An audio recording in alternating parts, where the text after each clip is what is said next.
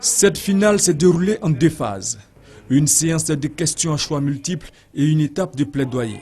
Les 2 équipes finalistes se sont succédées devant le jury constitué de 3 magistrats de la Cour de justice et d'arbitrage.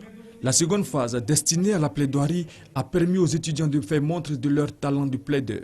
Un procès fictif opposant la société de communication Africalol à M. Kofi, congédié de la dite société par ses 3 autres associés.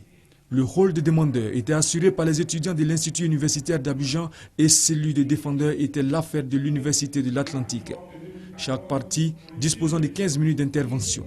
Après ce jeu de rôle de 30 minutes axé sur les tests de l'OHADA, le code civil, le code pénal et la jurisprudence, les 2 équipes ont été soumises une fois de plus à une série de questions d'éclaircissement.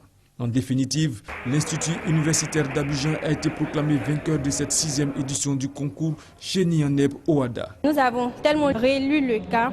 Au fur et à mesure qu'on avance, à chaque manche, nous arrivons à découvrir de nouveaux arguments jusqu'à aujourd'hui la finale. Donc nous avons découvert encore de parfaits arguments, raison pour laquelle nous y sommes arrivés. Au total, 5 établissements juridiques ont pris part à cette édition qui a enregistré des innovations.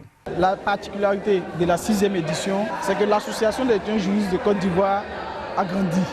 Et l'association est désormais installée au sein de 10 universités publiques et privées de Côte d'Ivoire. D'où la participation de toutes ces universités, ce qui a créé l'engouement auprès des étudiants. Cette finale met fin à la phase nationale de ce concours. L'Institut universitaire d'Abidjan représentera la Côte d'Ivoire à la phase internationale du concours Génie en herbe de l'OHADA en septembre prochain.